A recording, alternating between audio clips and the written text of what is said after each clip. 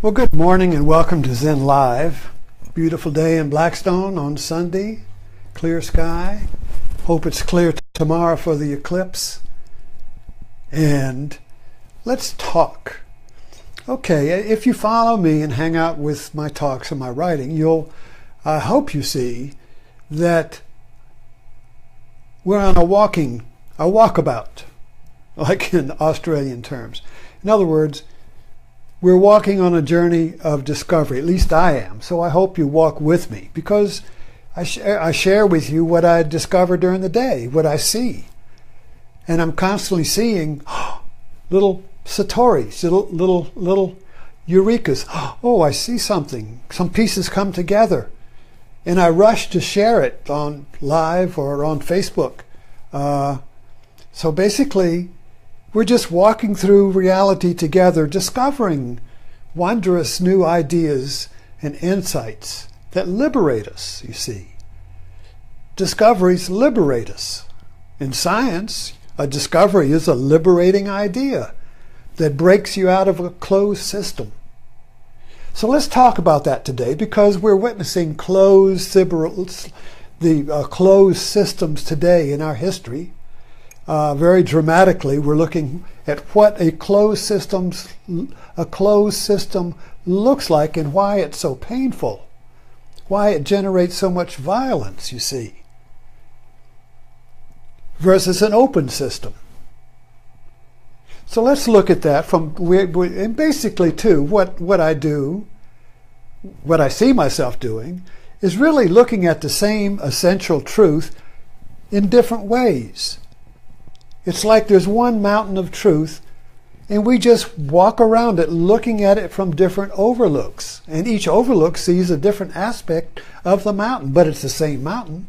But we can't see the whole mountain at once, because all we can see is the different perspectives. And if you just move one foot, you see a little different perspective of the mountain. So we're just walking around this essential, undefinable truth that unifies all, yet cannot be perceived, because we perceive from views, we perceive from perspectives, you see.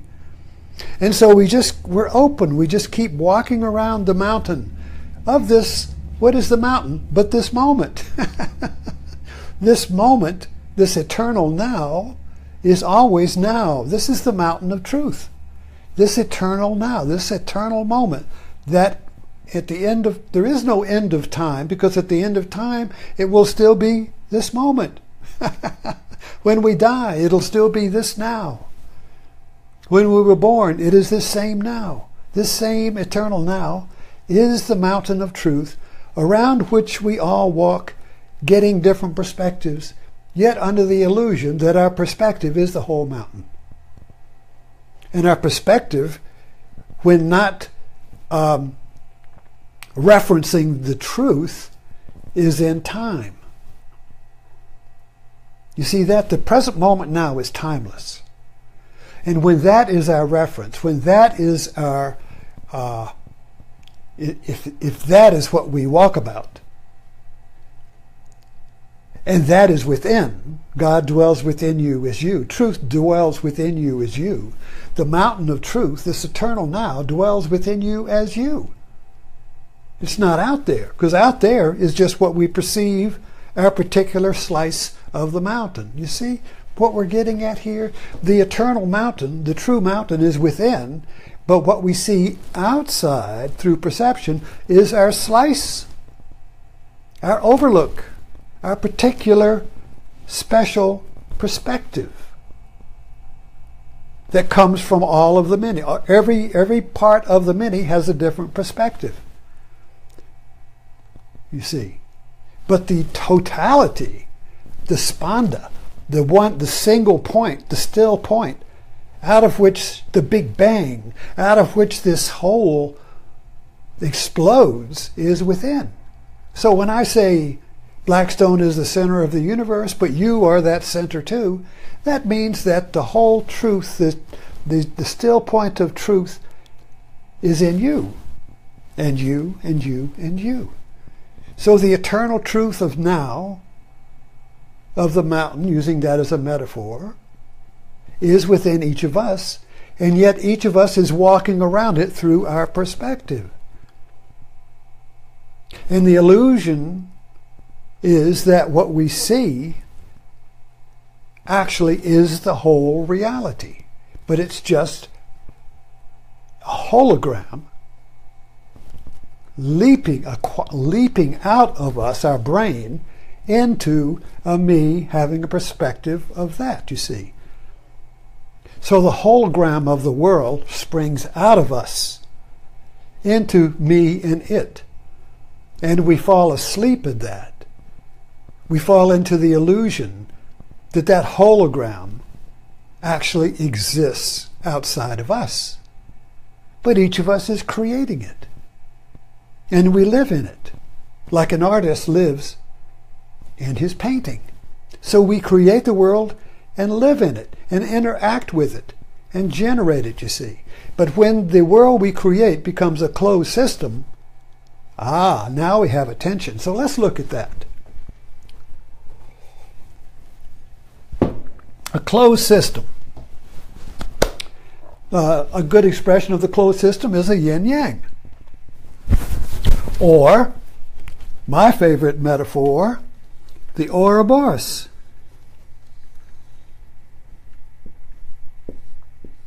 The snake eating its own tail. This is a feedback loop.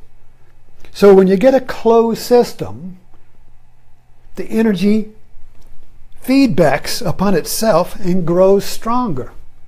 Like a microphone in an amplifier. Wow, wow, wow, wow. It can't break out. It's contracted. Yet the tension generated by the force of life, you see. Life is evolution. Life wants to transcend. Life must be dynamic and expand. It's an expanding universe. Life is an expanding energy. And the moment it gets closed, it turns back in on itself and generates what Buddha calls suffering. That's the dukkha. The dukkha is the suffering of life energy turned back upon itself, and it can't grow, and it must grow. You know yourself, when we start grow as a kid, we start outgrowing our clothes, and then I got to get a new suit. I got to get new shoes. Learning is growth. A child learns.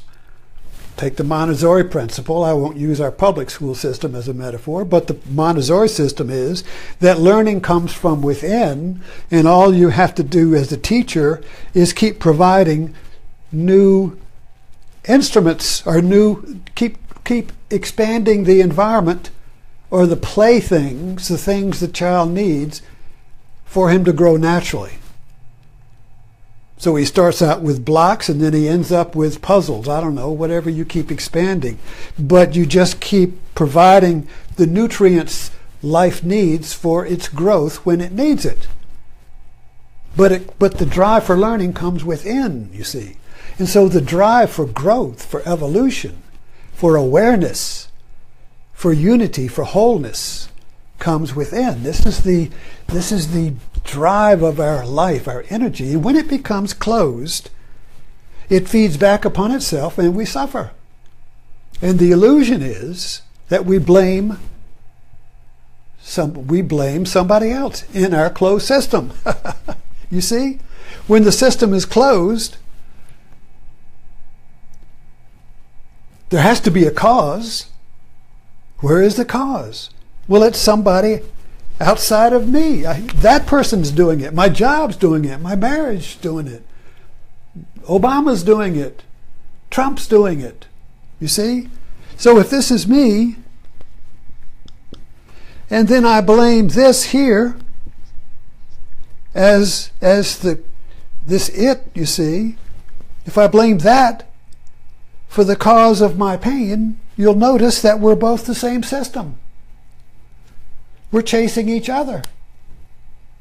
So a closed system will just have if this is the it, if this tail is the cause of my polarity, my endless turning and turning and turning, I can't wake up, I can't wake up. I'm chasing my own tail. The yang is chasing the yin. Or the yin is chasing the yang, you see. And since it's the same energy system divided against itself, it keeps increasing inside its container until at some point it explodes and you have a riot or a civil war. The Civil War was an explosion of America chasing its own tail. You get that? The Civil War, in this context, was an explosion. An uncontainable energy had reached the tipping point. When that tipping point is reached, it doesn't take much to tip it. A match could light the whole thing. A single gunshot could create a riot. You see this on YouTube. You know, the police are all there. Everybody's got their guns drawn. And somebody farts and bam, bam, bam, bam, bam. It's released. The tension must be released. So, and these marches. Basically, when the alt-right marches, they are marching to create a tipping point so they can release the energy. Oh man, that was such a great riot. Oh man, I'm all beat up, you know. Did you see that? I got mace, man. Man, you see the shit? I beat the shit out of that guy. We love it when we release the energy because it's a violent way of releasing the tension of the closed system. So it doesn't solve the problem, it just kicks it down the road. Now I'm going to have a riot in another city. And of course, in the closed system, the yang creates the yin. The white creates the black creates the white. So when the whole is divided into two incompatible parts, each is going to seek release of the energy through some tipping point. With the Black Lives Matter, you can see it's the same thing. Now, this is not a judgment of the structural causes for the riot. It's that on the media field is this white board here. And what we see in the media field is a confrontation, and you can fill in the blanks. It can be the alt-right and the alt-left. It can be the blacks and the whites. It can be the police and the whatever the thing is.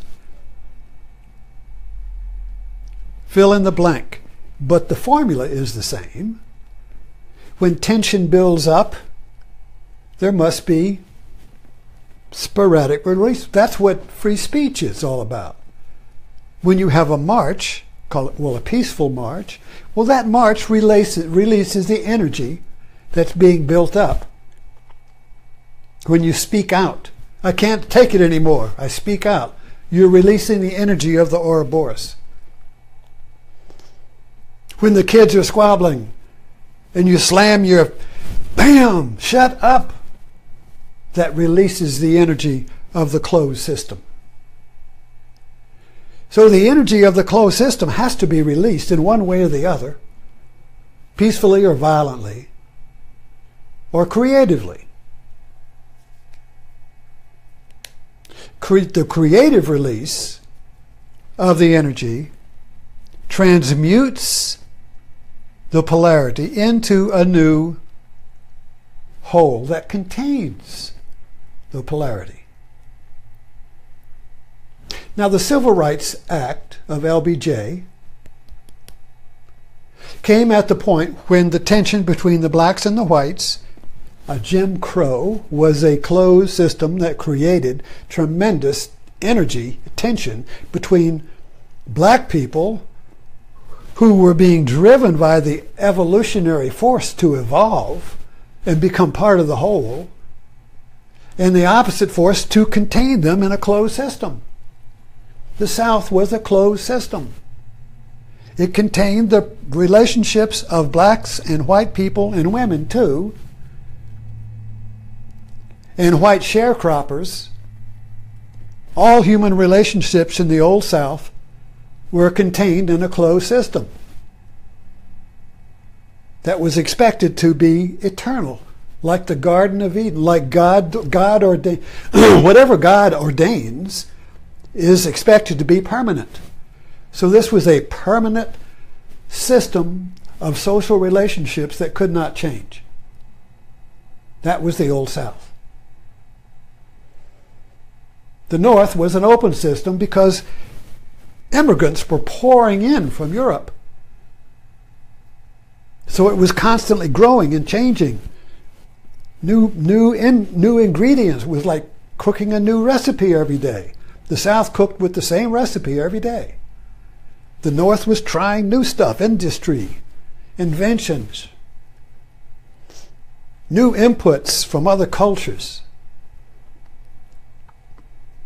expanding, controlled. You see the difference?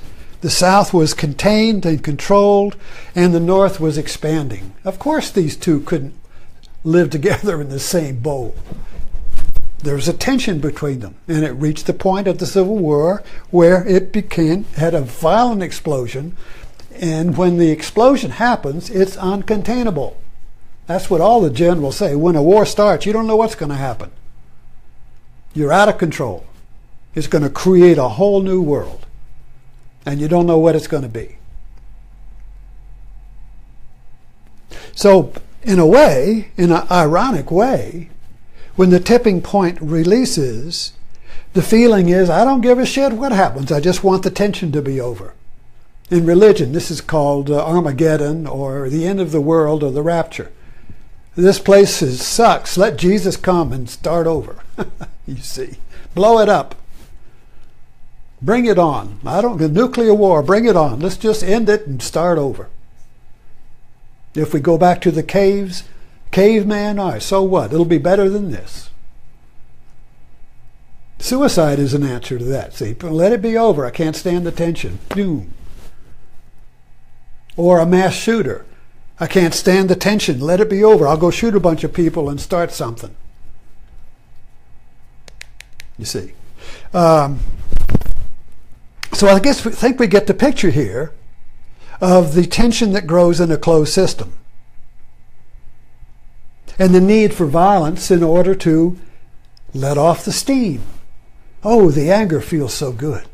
Oh, God, that was the best riot ever. I love it. General Patton. I love war. I love the smell of war, you see. You see, I love war, you see. I love the violence. A lot of people feel that way. Young men, let's got to beat up somebody. Get a gang together. There's somebody, let's beat the shit out of it. I feel so good. I feel so good, you see. But it just kicks it down the road, doesn't it? There's no transmutation. There's no transcendence. It's just karma. You got the formula going. You get a little relief. You have a little riot. You have a little mini war. This was the Cold War. Look at that. The Cold War was a global yin-yang. Us against them against us. Capitalism, the two C's, capitalism and communism. Wow, wow, wow. And it generated little wars to release the tension. Little wars everywhere, even in Central America, Vietnam. Everywhere. Little riots to release the tension. But it finally died because the expansion of arms got so big and so expensive that the Russians couldn't keep up. So they just went broke. It died of exhaustion, and suddenly, boom, overnight it was gone. Whew, where did it go? Ever since World War II, we were in this Cold War on the edge of atomic warfare, and then suddenly, boom, it's gone. The wall's down. Where did it go? Oh, and those who love the tension, those who love the intrigue, those who love the conflict of the closed system, create another one. And so, the same, unless it's, this, of course, is the evolution of life itself. Evolution of life, evolution of you and me, our consciousness, is going from one closed system to a transcendence to another one. So we have a closed system, we have a spiritual movement of transcendence, of creativity, of love. It comes in and we have a new whole, and we hug our enemy. We hug our wife, we hug the world. But that creates immediately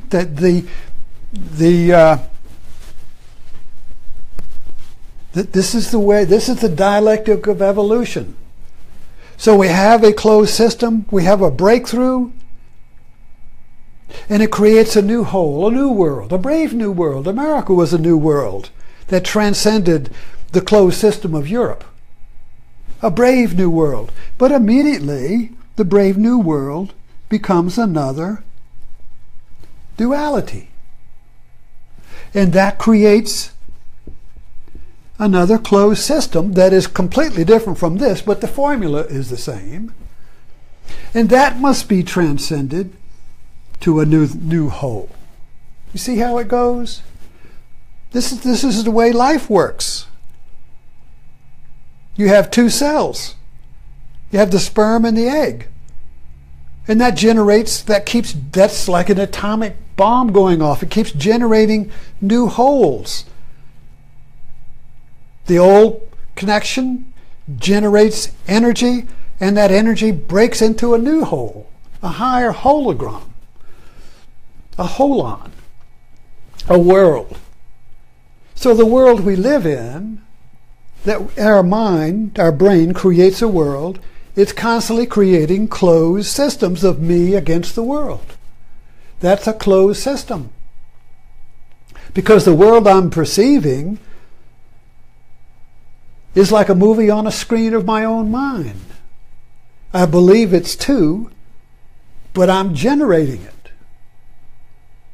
But I believe it's two, me and the world, but I don't see the unity of it. So when I don't see the unity of it, I see a conflict with it, and then it becomes a closed system.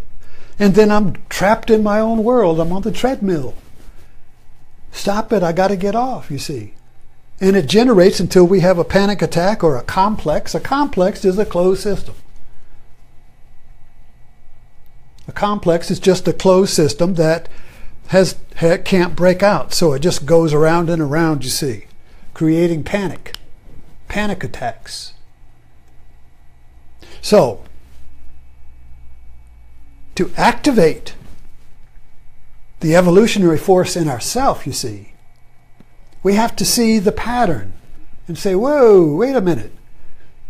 I've generated this closed system. I'm responsible for it. Let me be curious about it. I want to see how this thing works. So I become Sherlock, and I begin to follow the clues. Oh, wow, she did that, and I did this, and it's just like that happened yesterday. And we begin to see the Groundhog Day. We begin to track the pattern. John Stewart did that. He tracked the closed system of Fox. Fox is a closed news system. You see. So the media is a closed system in that it just looks at the news happening within the same old story. So the media itself is a closed system that is always struggling to break out and see the whole context. Rachel Maddow is good at that. You see how I jump around, so I hope you're following. So Rachel Maddow is like there's this is against that, that's against this. What's the bigger context? When you see the context that holds the duality, you're liberated from the confusion of the closed system. See, a closed system is confusing because you're in it. But as soon as you see the context, you're outside of it. And you incorporate the closed system inside the new view. You don't eliminate it. You don't get rid of the complex. You don't get rid of the polarity. You just make a quantum leap to a larger context that includes the black and the white. That's what the civil rights movement was all about in the 60s. It created a new context in which the black and the white could all go to the same restaurant. In the 50s, they could all go to the same school. That was a larger context. A federal context, you see. A federal context, an American context that included the white and the black. But the polarity, the closed system, resists. So the closed system, resisting the new context, keeps creating new closed systems dressed in new clothes. So the clothes we're wearing today is the alt-right and the nationalists and the white supremacists. You see. So, and of course, each time that breaks out as a force to release the tension, an opposite force is created. So now this is creating an opposite force. But is it an opposite force? If America rises up to reject the Nazis, is that a closed system? Or is that the whole saying, we will not be closed, we will not live within this duality? So we have to be careful and say, well, the alt-right and the alt-left are all both the same, they're both wrong. You see, violence on both sides.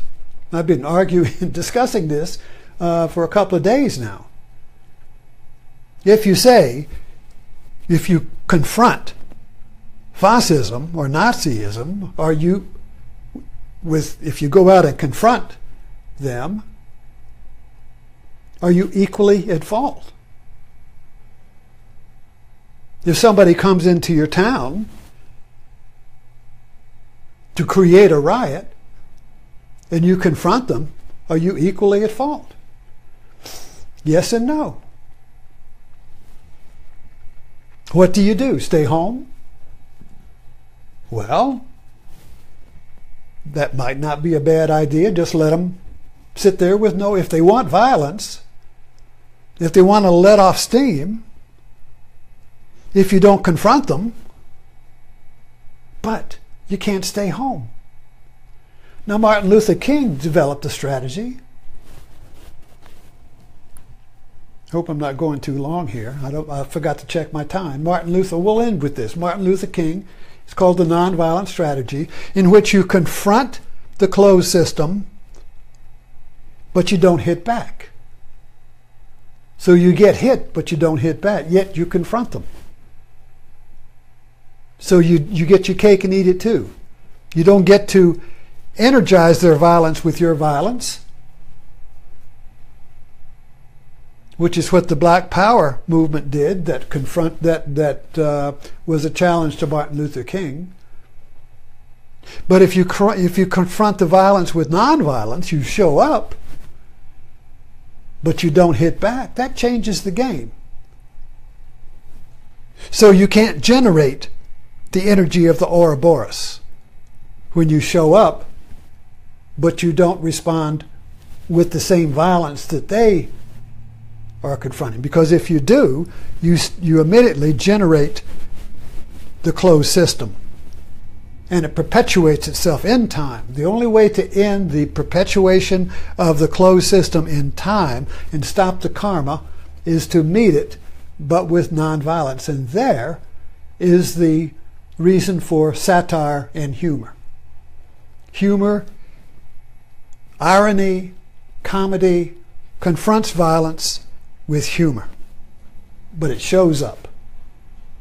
And the worst thing you can do for a Nazi is to have people laugh at them. They want to be taken seriously. You see, that's the whole point. You take me seriously by trying to kill me. So we'll stop with that, and thank you for dropping in.